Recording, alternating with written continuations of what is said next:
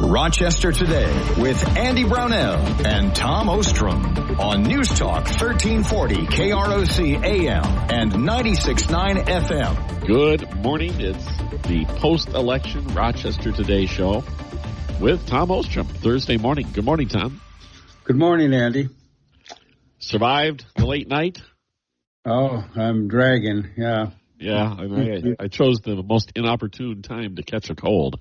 Oh. So, yeah, we might, excuse me if I sound all nasally. I think I caught it at the Vikings game. That's the most likely culprit. Right.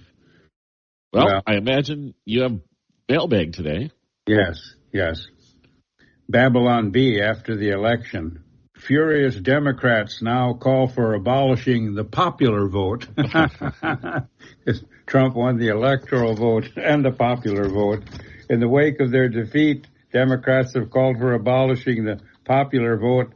AOC said our democracy is too fragile to award the presidency to whoever gets the most votes. We have to come up with an alternative. Okay. And now the Democrats warn that with Trump being elected, this will be the end of not democracy as we know it. And Babylon Bee's probably right. They're saying this will be the end of bureaucracy. Okay. I thought you were going to say the end of the world. Oh, but isn't that clever? Bureaucracy. And then the Babylon Bee again, piggybacking on one of Kamala's word salads, the Babylon Bee, the satirist, said, after the election, the Americans unburdened themselves from what has been. Oh, gosh. Because she was out to say that. We must unburden ourselves. And then Biden calls Trump after his victory. And Biden calls Trump, says the Babylon Bee, to concede the election. That's kind of funny. And then this from Randy. He reminded me of the thoughts he's passed on about the elections in the United Kingdom and the United States and what he predicted in the 216-224 era. Said it's an early indication of impending change in European politics, and with the Brexit referendum against the globalists, and America with its revolt against the deep state and the bureaucracy. And this spring, Keir Starmer became the new prime minister, winning a landslide victory, even though he was a liberal. He wants secure borders, safer streets, affordable housing. But the political winds have blown across the Atlantic both ways, and national renewal and profound changes are taking place. I believe Canada is next. I'm pretty sure that Trudeau will get ousted in the near future. I think you're right. Also, mailbags. Wayne predicted Harris would not win Pennsylvania, and Jewish voters voted for Trump. And peace through strength is what Trump promises. And then Alaska has 30 to 90 billion barrels of untapped oil reserves. Common sense says to use it. And then Jerry said, I hope now court challenges occur and going after the deep state and sanctuary cities go up in smoke, not literally, but disappear. And Trump will point us in that direction. He's suing CBS. I hope he wins. They'll pay his legal fees. And then Jerry noted that in the little church that they voted in, he and his wife, Linda, a little church in Zumbro Township, he said it's very small, and we voted there many times. This time, it wasn't sparsely attended as it has been. It was a huge line that we had to wait a long time for, and the parking lot was full. the gravel road was parked on both sides. And hopefully the country did the same, and it seems they did, and that's the mailbag. Well, that's interesting because the polling place that I go to in Rochester, it was sparse. Very short lines, at times a zero line, but steady business. But I attribute that to early voting, all these people who waited in line days and weeks in advance of the actual election. Just reduced the number of people who had to show up on actually election day. Is that it for the mailbag, Tom? Yes. Okay. Well, take a break, and we will return in just a few moments. It's Rochester Today, post-election edition on Newstalk 1340 KROC AM and 96.9. All proudly. Rochester Today with Andy Brownell and Tom Ostrom on News Talk 1340 KROC AM and 96.9 FM. Welcome back. Good morning. Rochester Today with Tom Ostrom. And, of course, the topic today will be the Tuesday election and the results. Locally, I think probably the most notable result was the strong support among voters in the Rochester School District for the operating levy referendum. A previous technology levy 2 years ago failed by a little over 300 votes. But this time around at $20 million a year, so over 10 years, almost $200 million, was approved by a wide margin in the Rochester School District. And I'm sure the next time Superintendent Kent Pickel is on with me later in the month, we'll discuss the results and why he thinks it went the way it went. I could guess because they felt that the technology proposal from 2 years ago was confusing to people. And also, according to their own internal consultants, they failed to be specific about what would happen if it failed. And this time they were very specific. Well, not down to the nuts and bolts about which schools would have been closed, but making it clear that several schools would be closed and there would be larger class sizes and cuts and extracurriculars, the arts, that sort of thing, if it were not approved. And the voters voted to enact property tax themselves against themselves. So a little bit surprised by the margin. I wasn't that surprised by the outcome, but by the margin.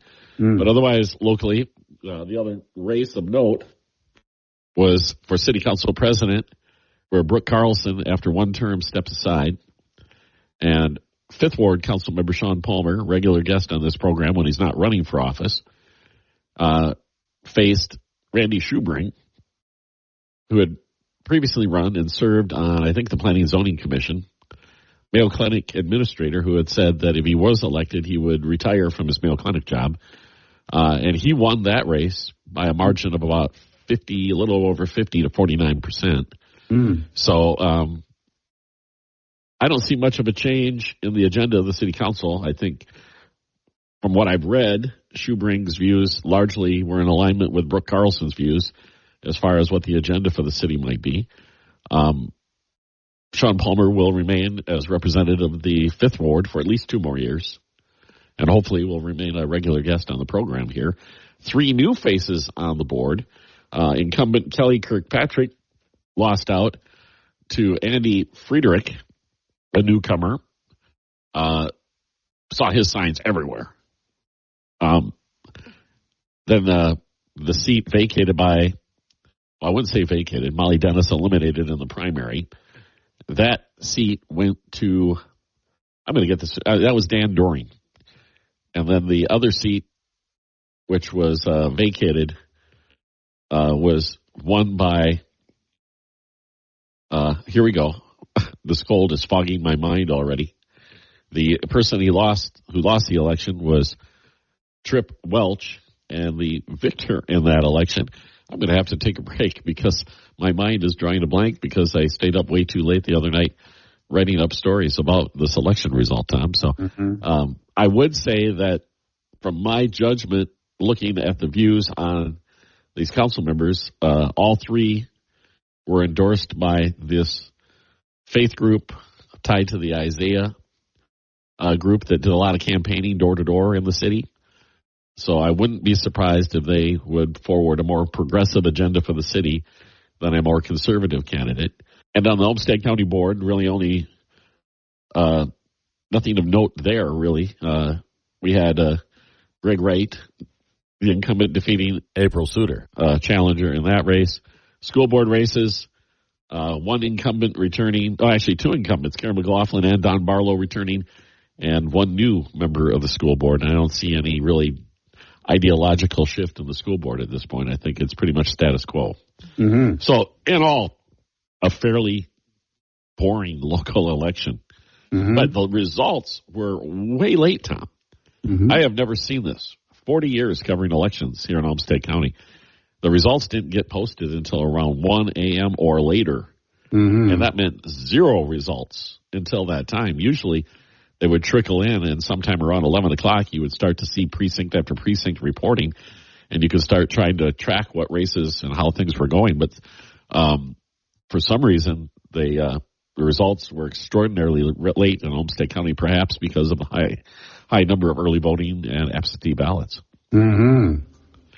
State legislative races, I think all the incumbents won re-election locally. So no change in the makeup there. Okay. Certainly the Minnesota election is important. Kamala Harris won Minnesota. Minnesota's 10 electoral votes. Wisconsin has 10 electoral votes too, and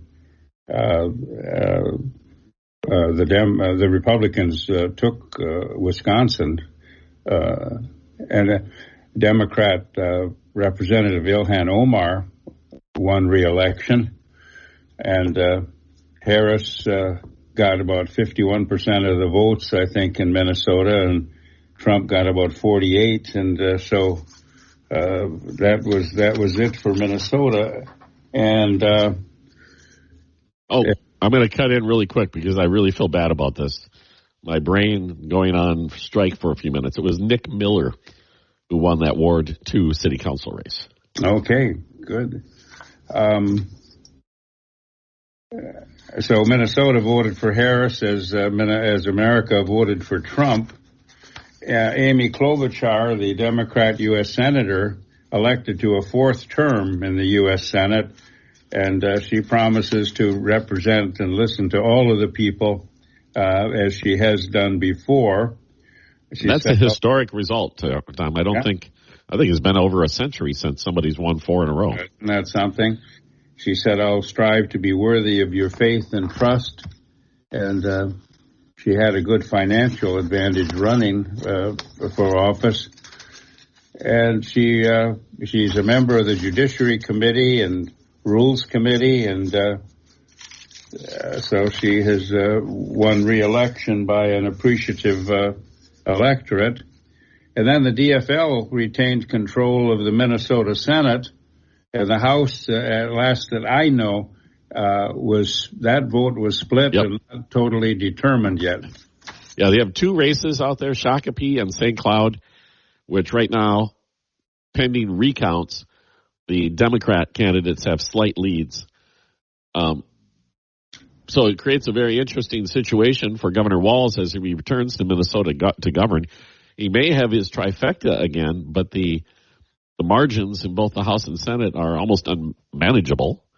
Especially in the House, you potentially could have a split of 68-68, or perhaps a 1 or 2 vote majority for one party or the other, most likely the Democrats. But, it makes you wonder if the Democrats in Minnesota will double down on what is seen as a progressive agenda that they pursued over the last few sessions when they had control of the governor's mansion and the 2 chambers in the legislature, or if the mood has changed looking at the national results and also the tight margins within those 2 legislative chambers, if a more moderate approach will be taken during the next legislative session. That remains to be seen. One other really important observation I had from this result, I used to think of Olmsted County as being purple, and I think the results of this election show that Olmsted County has turned completely blue. Mm-hmm. The state House seats, Dwayne Quam most specifically winning re-election was largely due to support from voters outside of the city limits. And the other one, Democrat candidates whose districts are all within the city, were easily taken back to St. Paul with victories in re-election. And Olmsted County was among those counties in Minnesota that voted in favor of Harris, while some neighboring counties were very much red, voting for Trump. So we've become that more urban area of Minnesota that is voting blue. And I think that's going to continue for the foreseeable future. I think the demographics locally have shifted considerably over the last 10 years, 10, 15 years, when Olmsted County used to be a Republican stronghold. Mm-hmm. So you look at what happened in the city council races too. I know there's no partisanship in those races, so you can't label somebody Republican, Democrat, but you can certainly label them as moderate, conservative, or progressive, or liberal. Those labels may still apply, and I would say that the city council has shifted more to the left of the aisle than it was previously based on this election. Mm. But we'll see. We'll see what agenda. I mean, the items that come up before the city council are largely not partisan issues. They're issues like zoning and land use, redevelopment, affordable housing. I guess that was one that could be partisan because how you address affordable housing might be there might be a different path based upon your ideology and philosophy in that case. But I don't see a major shift occurring within the city on the basis of this election. There were a couple new faces on the county board, by the way, because there were some folks who did not run for re-election this time around. So there'll be quite a makeover of the Olmsted County board. But again, the impact of that, I think, will be limited because the county government is technically an arm of the state government and largely relies on the state for funding, just like the school districts do. And the state can impose mandates on the county to perform whatever duties it may be. And there's relatively little wiggle room based upon the operating levies or the property tax levies and the revenues that those bring in. It's, I guess, what we call discretionary spending is at a premium for the county government because it is technically, I guess, a state agency, if you want to call it that. Mm-hmm. Anything else you want to talk about as far as Minnesota is concerned, Tom? No, thank you. Okay. I babbled along long enough, right? Well, learned much from you, Andrew. We'll see what happens. I will also observe that the race in Minnesota was closer than I anticipated between Harris and Trump. It was approximately 3 percentage points. And once again, the pollsters got it wrong because going into the election a week out, they were pointing to an 8% margin of victory for Kamala Harris in Minnesota. And it was significantly closer. All right. I guess we'll take a break right now for news and come back with more discussion about the election results. It's Rochester Today on Newstalk 1340 KROC AM at 96 FM. Good morning. Welcome back. Rochester Today, Thursday, our first chance to get together with Tom Ostrom since the election, and we covered the local stuff ad nauseum, I guess. So we better talk about the bigger picture. Okay. Go ahead, Tom. I'll let you start out. One article was titled, "The Result of the Election, Trump Towers Over Other People." A little pun. His comeback was historic with the deep state and the Democrats and prosecutors after him. The populist public went after the deep state and the elites and won. And so the Republican Party is different now. It's the party of the working class, not the country club people. And so Trump has a mandate, and I don't know if he can't be prosecuted again while he's president, no. People say. But the globalists, the lawfare, the fake news, the fake polls, the assassins, they were all defeated. And the Republicans gained the U.S. Senate. Schumer will not be the Senate leader anymore. A Republican will be.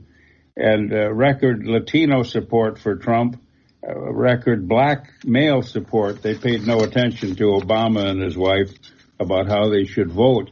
MSNBC's O'Donnell was furious about the results. He's anti-electoral college, although Trump won the popular vote too. And by a significant margin. Yeah, and O'Donnell said the electoral college is the founding fathers' version of voter suppression. Yeah, there we go again. Furious. And Trump has said, if I'm elected, I'm going to put tariffs on Mexico if they don't close their end of the border, and we're going to fight the cartels, and we expect help from that too. But Trump won these states: Pennsylvania, Georgia, North Carolina, Idaho, Iowa, Kansas, Montana, Utah, Louisiana, Nebraska, the Dakotas, Texas, Kentucky. Well, and the list goes on. Florida, you'd expect.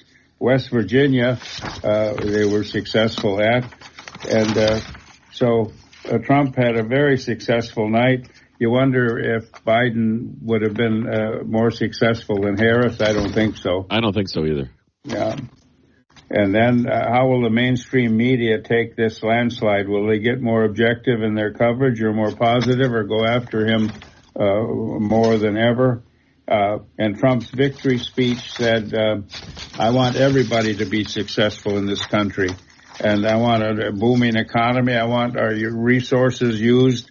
I want job creation. I want all Americans to be successful. And he said that in his late night speech after his victory. So we'll see if his enemies can make something out of that.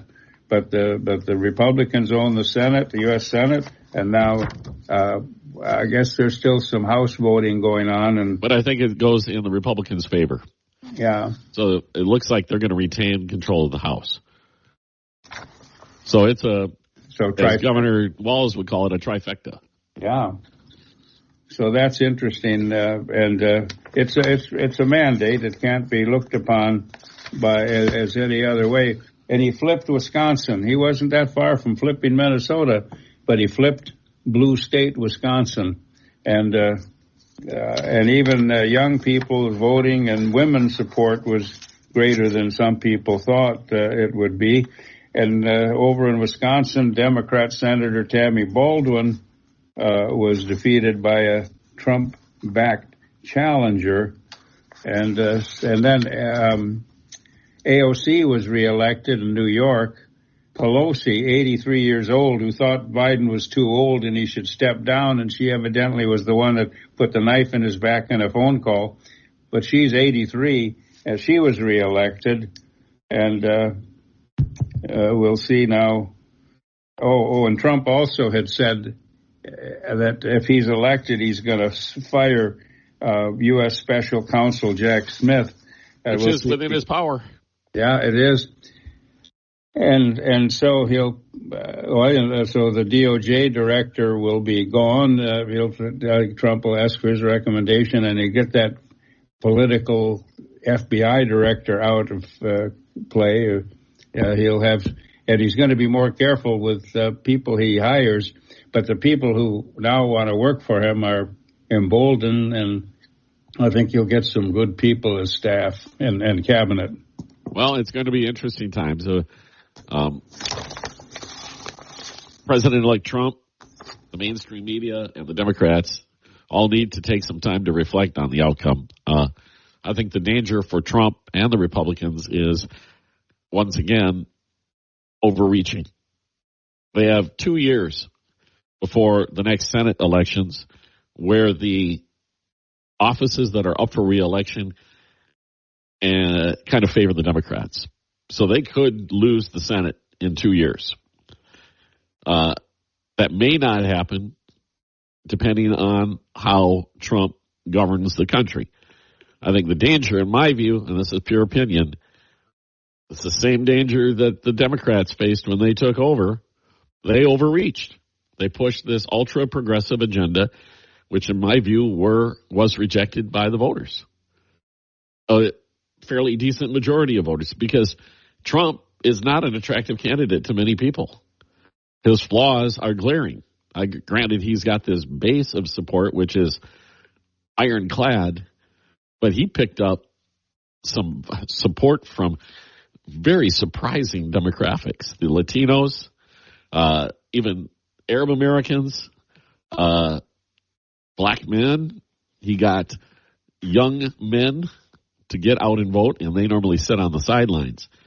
But I think if it becomes vindictive and overreaching, those folks will abandon him pretty quickly. I don't think it will, because people voted for him this time that didn't last time, because people did remember his 4 years of success. Domestically, economically, and foreign policy.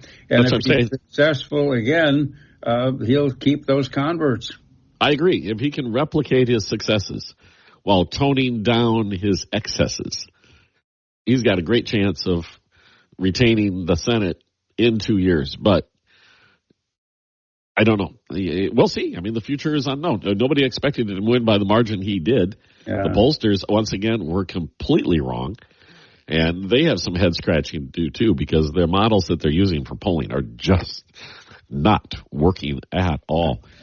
And the Democrats, I think, they've got to look at what they pushed, which they took a very unpopular position.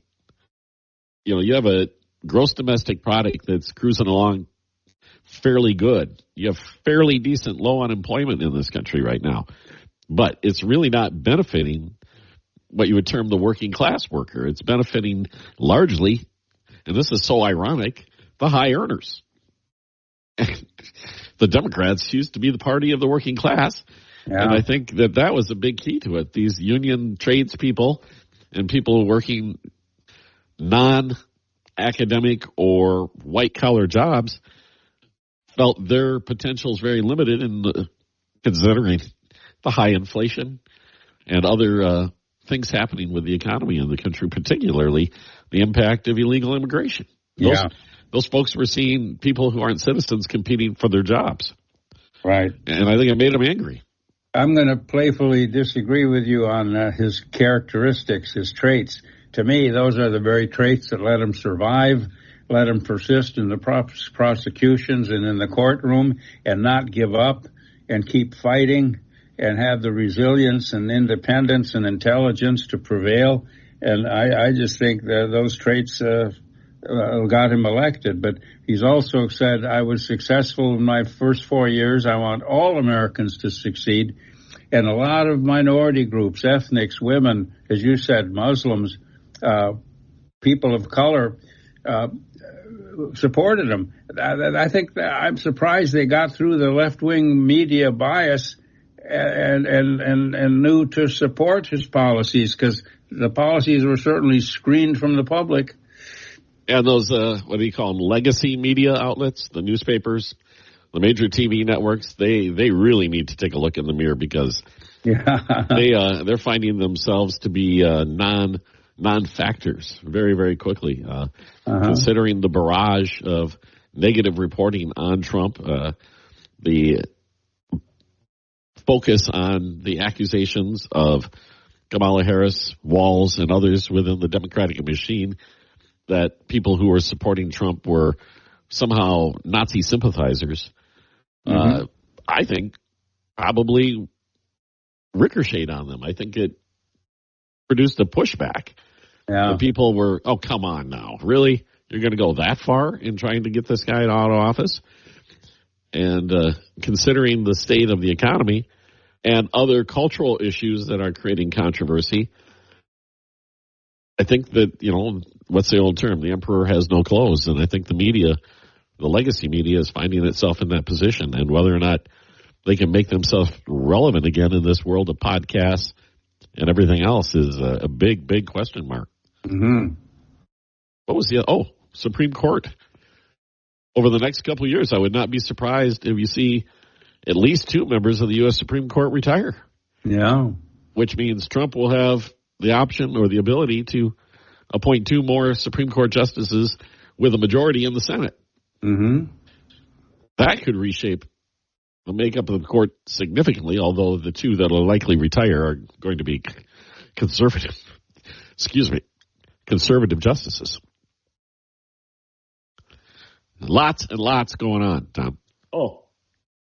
Before we take a break, the other aspect, you brought this up previously concerning President Biden and his statement about supporters being garbage and how that might have been a deliberate sabotage for the Harris campaign. It certainly hurt him. But I wasn't even aware of this. Bill Clinton, when he was campaigning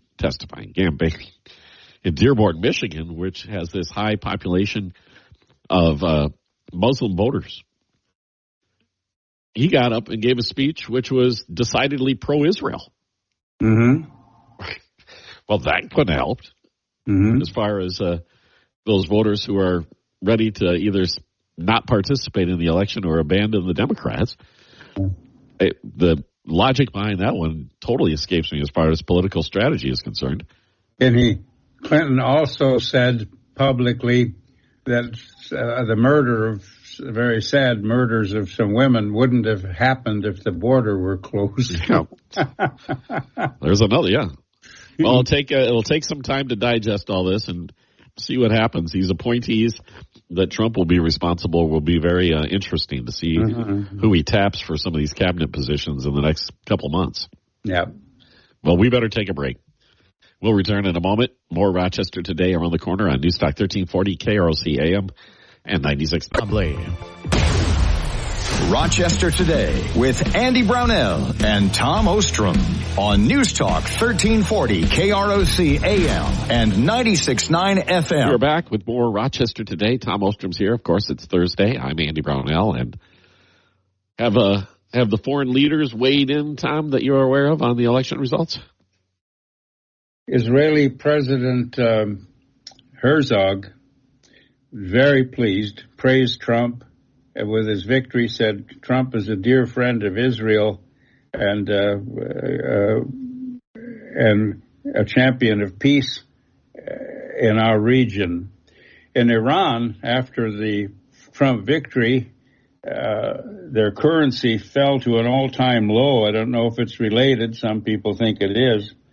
And Zelensky, the president of the Ukraine, the way the war is going against him now, we got more on that later. Zelensky lauded Trump for his decisive leadership and peace through strength. Maybe Zelensky's ready for a deal too, but Zelensky also knows he's got to reach out to Trump now if his war is going to continue. You mentioned the Iranian currency, but the U.S. stock market yesterday just rocketed up on the news of the election. Mm-hmm. So the folks who were saying Wall Street backed Harris apparently were mistaken on that aspect of it as well, because people poured money into the stock market. Right.